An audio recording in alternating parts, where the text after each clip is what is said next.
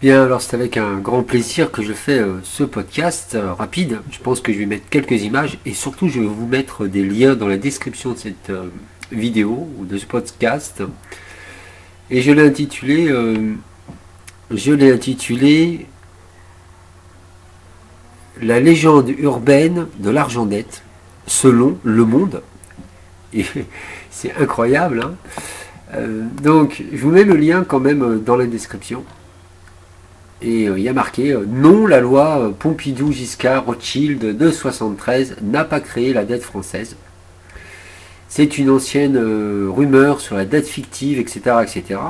Donc la rumeur, donc, vous pouvez lire l'article, hein, cette idée d'une loi scélérate, source de l'endettement excessif de la France et donc indirectement de tous ses maux économiques depuis plus de 40 ans, etc., etc. Et ensuite ils disent pourquoi c'est faux. Et bien cette rumeur n'est pas nouvelle, elle avait déjà été démontée dans Le Monde en décembre 2011 dans une tribune de l'économiste Alain Méton. Quelques mois plus tard, une autre tribune des économistes Pierre-Cyril Haucker et Mikos Vary détaillait le mécanisme de propagation de cette légende urbaine. Donc il détaille le mécanisme de propagation de la légende urbaine, mais il ne donne pas en fait de contre-argument. Bon, c'est pas grave, qui serait parti d'un livre publié en 2008 par un certain, alors c'est un certain André Jacques Holbeck. Ils oublient de parler aussi de Marc Jutier, d'Étienne Chouard et de tous les gens que je connais qui sont économistes et très sérieux. Holbeck est également un économiste et il est passionné d'OVNI. Alors, c'est marrant parce que je pourrais dire aussi les objets volants non identifiés, qu'est-ce que ça vient faire là? On s'est posé beaucoup de questions sur les essais en fait de l'armée en France, jusqu'à quel point ils en avaient rien à foutre des gens.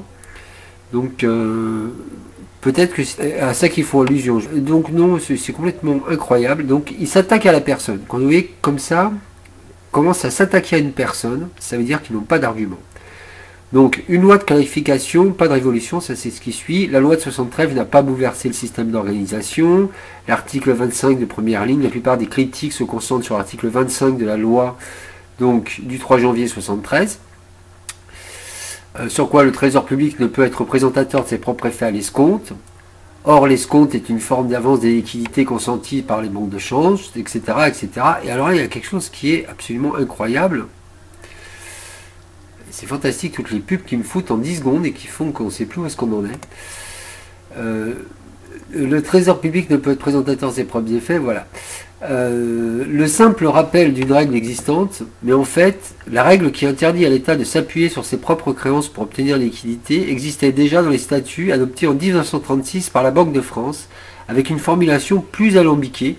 Tous les effets de la dette flottante émis par le Trésor public et venant à échéance dans un délai de 3 mois au maximum sont admis sans limitation de rescompte, de gré escompte, sauf au profit du Trésor public. Et donc il continue en disant un truc incroyable, c'est donc en fait, d'après eux, l'État pourrait pourrait créer son propre argent. Non seulement la loi de 73 ne crée pas de nouveaux mécanismes, empêchant la Banque de France de financer l'État, mais il réaffirme cette possibilité dans son article 19, qui permet en plus au Parlement d'approuver les conditions dans lesquelles l'État peut obtenir des avances et des prêts. Donc là, ils disent qu'il n'y a pas d'interdiction de financer l'État, mais nous, on dit que le problème, c'est que l'État ne peut pas créer son propre argent, ce qui est un peu différent, mais les conditions dans lesquelles l'État peut obtenir des avances et des prêts. Donc ça permet au Parlement d'approuver les conditions dans lesquelles l'État peut obtenir des avances et des prêts. Non mais je ne sais pas si vous entendez bien ça. Et ensuite ils disent, ah bah ouais quand même, à la suite de cette loi, une convention a passé permettant à la Banque de France de verser 10,5 milliards de francs à l'État gratuitement et 10 autres milliards à faible taux.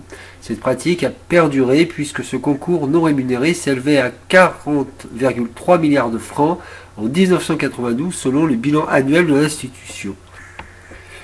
Donc ce qui veut dire qu'on aurait 2 milliards de dettes, on aurait 2000 milliards de dettes alors qu'on pourrait créer notre argent gratuitement. Alors ça veut dire qu'on paierait 41 milliards d'intérêts alors que la Banque de France pourrait... Donc en fait, je ne sais pas si vous voyez, donc ça veut dire qu'il y a vraiment une volonté de casser le pays, de laisser les gens dans la merde. quelque part, il vaut mieux qu'ils disent que cette loi en 73 a bien verrouillé le truc, comme quoi on ne pouvait plus... vous voyez, donc, alors, s'ils pouvaient, effectivement, sans avoir besoin d'emprunter des intérêts, bah, les gens qui ont fait ça, c'est-à-dire M. Giscard d'Estaing, par exemple, devraient peut-être rembourser tout ce qu'il a demandé. Hein, on pourrait faire ça aussi. Puisque la France pouvait créer son propre argent. Alors pourquoi on s'est endetté? Pourquoi est-ce que M. Giscard d'Estaing nous endette? Pourquoi est-ce que M. Mitterrand nous endette? Bon, alors en 92, effectivement, il y a le traité de Maastricht. Et là, effectivement, l'article donc 25 et 19 sont abrogés. Donc l'article de loi de 1973 sont abrogés parce que en 1994, eh bien, on passe au traité de Maastricht. Et là, s'en prendre à la loi de 1973 est une manière détournée de remettre en cause ces politiques européennes qui font par ailleurs l'objet de nombreuses critiques. Sauf que là, en 1994, avec le traité de Maastricht, qui interdit aux banques centrales de créer la monnaie en accordant des crédits aux États membres de l'Union européenne pour éviter tout risque d'inflation, il faut être clair, là, ça veut bien dire que depuis qu'on est rentré dans l'Europe, si avant, M. Giscard d'Estaing aurait pu mettre de l'argent pour, par exemple, refaire du service public, M. Mitterrand aussi, plutôt que de vendre tout le service public, je ne comprends pas pourquoi ils ont fait ça, parce qu'ils pouvaient effectivement mettre de l'argent. Hein, c'est bizarre ça. Donc avant, mais depuis en 94, ben on peut plus. Et donc, d'après eux, ce sont des fausses informations, comme quoi, donc la fausse information de départ, c'est, vous voyez comment il change le truc. Hein. De 1960, la loi Pompidou-Giscard-Rothschild de 1973 n'a pas créé la dette française. C'est bizarre ça, non, c'est les gens qui ont signé la dette française. Une ancienne rumeur sur la dette fictive qui serait créée par les banques privées a repris la vigueur parmi les gilets jaunes. C'est incroyable comme les décodeurs du monde se foutent de la gueule du monde. Il y a deux solutions. Ou, effectivement, ce qu'ils disent est vrai, et il faut immédiatement aller enfermer et demander aux familles Giscard d'Estaing et Mitterrand de rembourser tout de suite l'argent qui a été pris puisqu'ils pouvaient rembourser. Hein. Et là, c'est immédiat, hein, il n'y a pas d'histoire. Soit ils ne pouvaient pas créer l'argent, et dans ce cas-là, effectivement, quelque part, ça les protège. Donc, après, on continue. Hein, donc, évidemment, ils vont taper sur Jacques Cheminade ou François Asselineau, mais aussi de nombreux blocs d'extrême droite et de gauche radicale.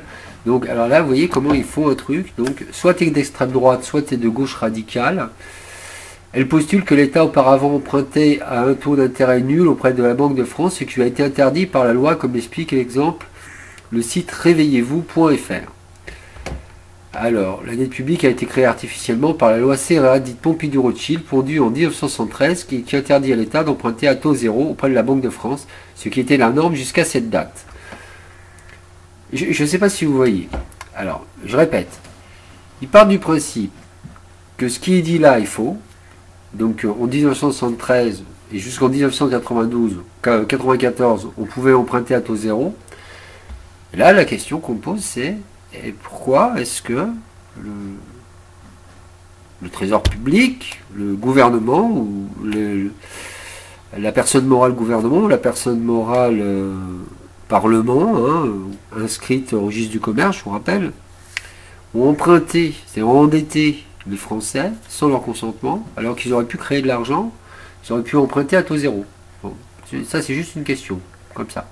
Donc non, il faut arrêter un peu. Hein. Donc oui, le problème c'est effectivement pas de dette, pas d'argent. Vous n'avez qu'à regarder Paul Grignon, ce qu'il a fait, qui est excellent. C'est clairement dit. Si ce droit pouvait être régalien, c'est-à-dire qu'on pouvait créer de l'argent réellement en fonction des besoins du pays et pas uniquement sur la dette, je pense que ça irait mieux. Et puis bah là, le monde, je ne sais pas à qui appartient cette feuille de chou, mais maintenant, au jour d'aujourd'hui, le monde a vachement baissé dans mon estime. Hein. Parce que remettre en question comme ça des lois qu'on a étudiées, dont on voit Hein, parce que si on peut créer de l'argent, on peut aussi employer des gens.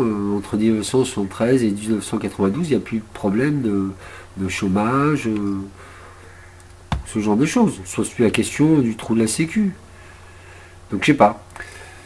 Donc voilà, donc le monde est devenu une feuille de chou, indigeste.